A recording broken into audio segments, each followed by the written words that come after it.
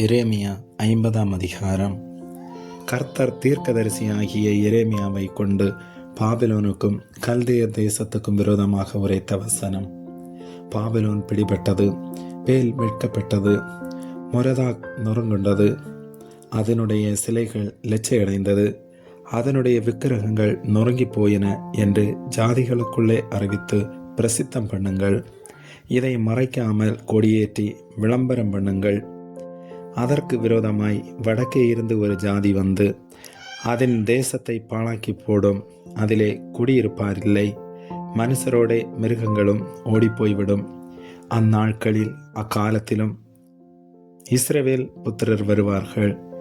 அவர்களும் யூத புத்திரரும் ஏகமாய் அழுது நடந்து வந்து தங்கள் தேவனாகிய கர்த்தரை தேடுவார்கள் என்று கர்த்தர் சொல்லுகிறார். மறக்கப்படாத நித்திய உடன்படிக்கையினால் நாம் கர்த்தரை சேர்ந்து கொள்வோம் வாருங்கள் என்று சியோனுக்கு நேராய் முகங்களை திருப்பி சியோனுக்கு போகிற வழி எதுவென்று கேட்டு விசாரிப்பார்கள். என் ஜனங்கள் காணாமற் போன ஆடுகள், அவர்களுடைய மேய்ப்பர்கள் அவர்களை சிதற பண்ணி பர்வதங்களில் அலைய விட்டார்கள். ஒரு மலையிலிருந்து மறுமலைக்கு போனார்கள். தங்கள் தொழுவத்தை மறந்து விட்டார்கள். அவர்களை கண்டுபிடித்தவர்கள் எல்லாரும் அவர்களை பட்சித்தார்கள். அவர்களுடைய சத்துருக்கள் எங்கள் மேல் குற்றமில்லை. அவர்கள் நீதியின் வாசஸ்தலத்திலே கர்த்தருக்கு விரோதமாக தங்கள் பிதாக்கள் நம்பின கர்த்தருக்கு விரோதமாகவே பாவம் செய்தார்கள் என்றார்கள். பாபிலோனின் நடுவில் இருந்தோடி கல்தேரின் தேசத்தை விட்டு புறப்பட்டு மந்தையின் முன் நடக்கும் கடாக்களைப் போலிருங்கள்.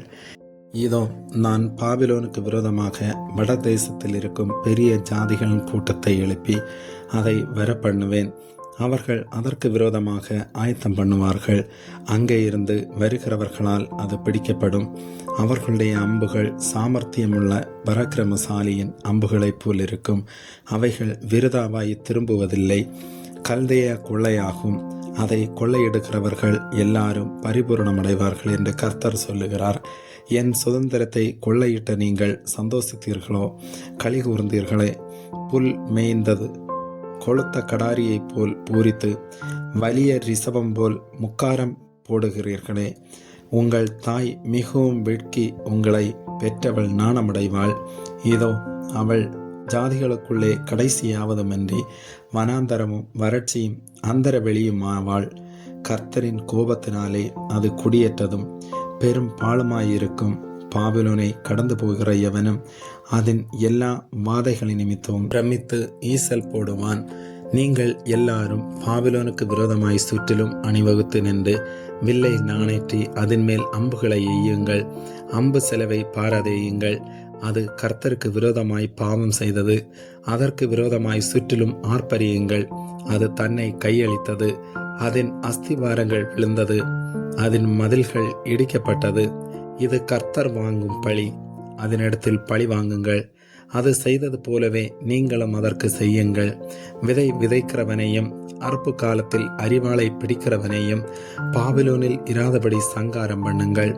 கொல்லுகிற பட்டயத்துக்கு தப்ப அவரவர் தங்கள் ஜனத்தண்டைக்கு திரும்பிக் கொண்டு அவரவர் தங்கள் தேசத்துக்கு ஓடி போவார்கள்.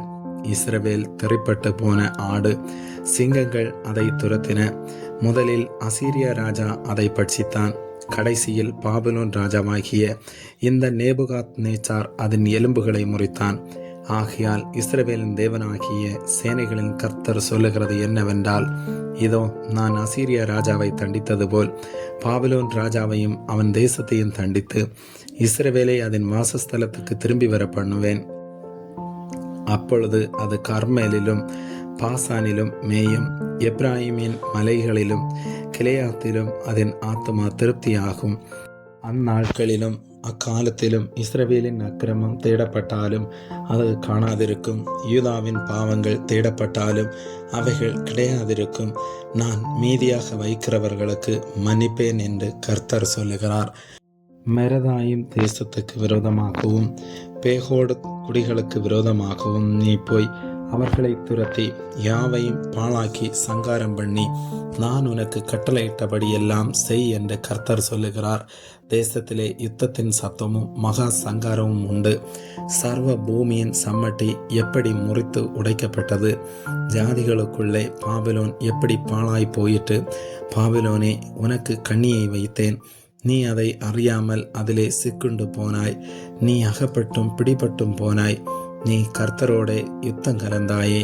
கர்த்தர் தம்முடைய ஆயுதசாலையை திறந்து தம்முடைய சினத்தின் அஸ்திவிராதங்களை எடுத்துக்கொண்டு வந்தார். இது கல்தேயர் தேசத்திலே சேனைகளின் கர்த்தராகிய ஆண்டவர் செய்கிற கிரியை. கடையாந்தரத்திலிருந்து அதற்கு விரோதமாக வந்து அதன் களஞ்சியங்களை திறந்து குவியல் குவியலாக குவித்து அதில் ஒன்றும் மீதியாகாதபடிக்கு அதை முற்றிலும் அழித்து போடுங்கள். அதன் காளைகளை எல்லாம் வெட்டுங்கள். அவைகள் கொலைக்களம் சேரக்கடவது. ஐயோ, அவர்கள் விசாரிக்கப்படும் நாள் வந்ததே. நம்முடைய தேவன் பழி வாங்கினதை, அவர் தமது ஆலயத்துக்காக பழி வாங்கினதையே சீயோனிலே அறிவிக்கும்படிக்கு பாபிலோன் தேசத்திலிருந்து தப்பியோடி வந்தவர்களின் சத்தம் கேட்கப்படும். பாபிலோனுக்கு விரோதமாய் வரும்படி வில் வீரரை அழையுங்கள். வில் வளைக்கிறவர்களே, நீங்கள் எல்லாரும் அதற்கு விரோதமாய் சுற்றிலும் பாளையமிறங்குங்கள். ஒருவரையும் தப்ப விடாதிருங்கள். அதன் கிரியை தக்க பலனை அதற்கு சரி கட்டுங்கள். அது செய்ததின்படியெல்லாம் அதற்கு செய்யுங்கள். அது இஸ்ரவேலின் பரிசுத்தராகிய கர்த்தருக்கு விரோதமாக இடம்பு செய்தது. ஆகையால் அதன் வாலிபர் அதன் வீதிகளில் விழுவார்கள். அதன் யுத்த வீரர் எல்லாரும் அந்நாளிலே சங்காரமாவார்கள் என்று கர்த்தர் சொல்லுகிறார். இதோ, இடம்புள்ளவனே, நான் உனக்கு விரோதமாக வருகிறேன் என்று சேனைகளின் கர்த்தராகிய ஆண்டவர் சொல்லுகிறார். நான் உன்னை விசாரிக்கும் காலமாகிய உன்னுடைய நாள் வந்தது. இடம்புள்ளவன் இடறி விழுவான், அவனை எடுத்து நிறுத்துவாரில்லை. நான் அவனுடைய பட்டணங்களில் அக்கினியை கொளுத்துவேன், அது அவன் சுற்றுப்புறத்தார் எல்லாரையும் பட்சிக்கும். சேனைகளின் கர்த்தர் சொல்லுகிறது என்னவென்றால், இஸ்ரவேலின் புத்திரரும் யூதா புத்திரரும் ஏகமாய் ஒடுங்குண்டார்கள். அவர்களை சிறையாக்கின யாவரும் அவர்களை விடமாட்டோம் என்று கெட்டியாய் பிடித்து கொண்டார்கள். அவர்களுடைய மீட்பரோவெனில் வல்லமையுள்ளவர். சேனைகளின் கர்த்தர் என்பது அவருடைய நாமம். தேசத்தை இளைப்பாற பண்ணுவதற்கும் பாபிலோன் குடிகளை தத்தளிக்க பண்ணுவதற்கும் அவர்களுடைய வழக்கை அவர் நடத்துவார். பட்டயம் கல்தையர் மேலும் பாபிலோன் குடிகள் மேலும் அதனுடைய பிரபுக்கள் மேலும் அதனுடைய ஞானிகள் மேலும் வரும் என்று கர்த்தர் சொல்லுகிறார். பட்டயம் பொய்களை பிணைக்கிறவர்கள் மேலும் வரும், அவர்கள் பைத்தியக்காரராவார்கள்.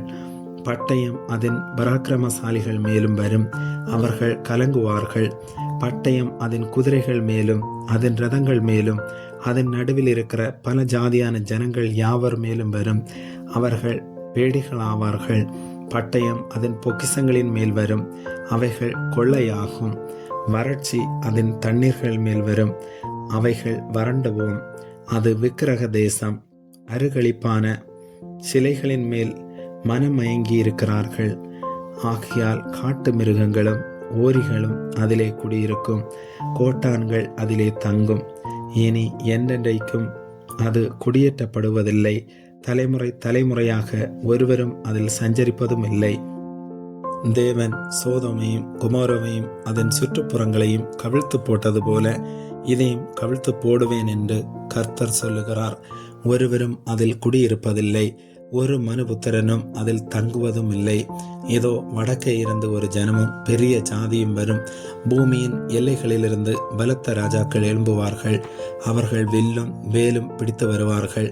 அவர்கள் இரக்கமில்லா கொடியர். அவர்கள் இரைச்சல் சமுத்திர இரைச்சல் போல் இருக்கும். பாபிலோன் குமாரத்தியே, அவர்கள் உனக்கு விரோதமாக யுத்தத்துக்கு ஆயத்தப்பட்ட ஆட்களாய் குதிரைகளின் மேல் ஏறி வருவார்கள். அவர்கள் வருகிற செய்தியை பாபிலோன் ராஜா கேட்கையில் அவன் கைகள் தளரும்.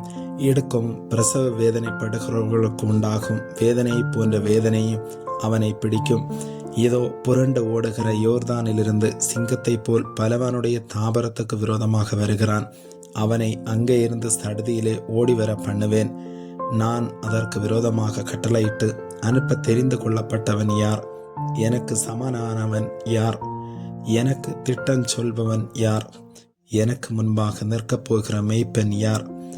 ஆகையால் கர்த்தர் பாபிலோனுக்கு விரோதமாக யோசித்த ஆலோசனையும் அவர் கல்தையர் தேசத்துக்கு விரோதமாக நினைத்திருக்கிற நினைவுகளையும் கேளுங்கள். மெய்யாகவே மந்தையில் சிறியவர்கள் அவர்களை பிடித்தெழுப்பார்கள். மெய்யாகவே அவர்கள் இருக்கிற தாவரங்களை அவர் பாழாக்குவார். பாபிலோன் பிடிபட்டதின் சத்தத்தினால் பூமி அதிரும். அதன் கூப்பிடுதல் ஜாதிகளுக்குள்ளே கேட்கப்படும். ஆமேன்.